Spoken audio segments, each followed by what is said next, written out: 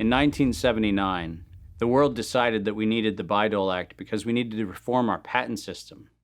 And one of the modifications was we allowed recipients of federal funding to patent and retain economic interest in the research that the public paid for. You get a $5 million grant from the taxpayer, and then you get to charge the taxpayer a premium for the technology they paid to develop. Pfizer is going to get nearly $2 billion. Moderna receiving $438 million in taxpayer money. And yet both companies have said they will not sell the vaccine at cost. They're going to make a profit on it. Should pharmaceutical companies profit off this vaccine research that taxpayers have helped fund? The Bayh-Dole Act failed the American people because rather than standing on the shoulders of giants, we now kneel at the feet of greed. My systems flagged anomalies when I started seeing nonprofits and corporates and cover financing for coronavirus programs in the late summer and fall of 2019. Our first red flag came out when we read the World at Risk scenario. Now, there is an organization called the Global Monitoring Preparedness Board. This organization is a part of the World Health Organization, and this board includes Dr. Elias from the Gates Foundation and Anthony Fauci from NIAID.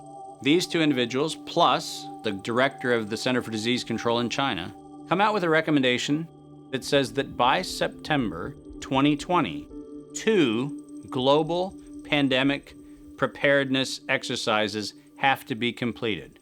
And one of them has to be done on the release of a respiratory pathogen that then gave rise to an October event, Event 201. On behalf of our partners in the Bill and Melinda Gates Foundation. Event 201 took place 5 months before COVID-19 was declared a pandemic. The participants of the event are some of the same people that are now deeply involved in the real pandemic and profiting from it as well.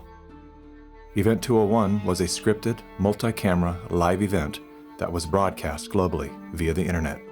An event of this complexity and magnitude would take months to write, prep, and produce, placing the conception date at least 1 year prior to the actual pandemic. There is no question that there will be a surprise outbreak. Anthony Fauci knew as early as January of 2017 that we would see an outbreak before the end of 2020.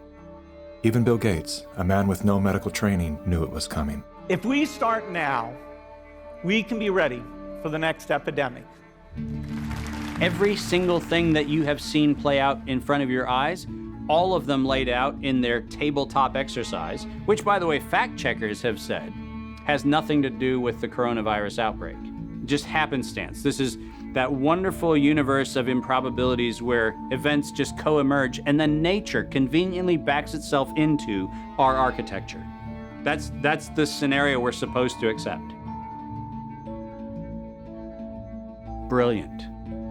Some countries have banned travel from the worst affected areas. The president has made a decision to suspend all travel to the United Kingdom and Ireland. Dis and misinformation circulating over the internet. Across the world, misinformation about the virus is being shared online. A significant demand for N95 masks and gloves are on the rise. The demand for N95 masks to prevent the deadly airborne virus has surged. We could eventually have 52 million treatment courses per year, but it will take many months to get there. We're still many months out from having something that we can really deploy to the public.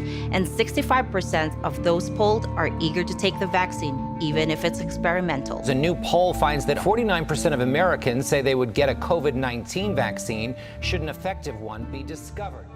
I'm curious, who wrote the Event 201 script? If the visionaries of the event knew at least 1 year in advance what was needed, why didn't they take care of those things?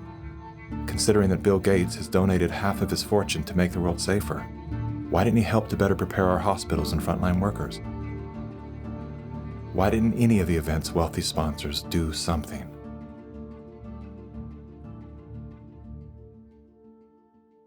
Now here we are. We didn't simulate this, we didn't practice. On behalf of our partners in the Bill and Melinda Gates Foundation. So both the health policies and economic policies, we find ourselves in uncharted territory. Event 201 was not the first scripted exercise to prophesize the future with astonishing accuracy. Leaders of global health and business have been seeding reality with fictional scenarios for several decades. The scenario obviously is fictional. 1 year prior to Event 201, many of the same sponsors, hosts, and actors came together to produce a tabletop pandemic simulation for a fictional virus they branded Clade X. 1 year to produce a vaccine for this is too long. We should have stockpiled, we didn't, but we're going to have to look at that vaccine question to see if we can speed up the delivery. And if we do not have the public with us, we're in big trouble. In 2010, the Rockefeller Foundation released a 54-page document called Scenarios for the Future of Technology and International Development. Page 18 features the pandemic scenario, Lockstep, a world of tighter top-down government control and authoritarian leadership, with limited innovation and growing citizen pushback. China's government was not the only one that took extreme measures to protect its citizens from risk and exposure. During the pandemic, national leaders around the world flexed their authority and imposed airtight rules and restrictions, from the mandatory wearing of face masks to body temperature checks at the entries to communal spaces like train stations and supermarkets. Even after the pandemic faded, this more authoritarian control and oversight of citizens and their activities stuck and even intensified.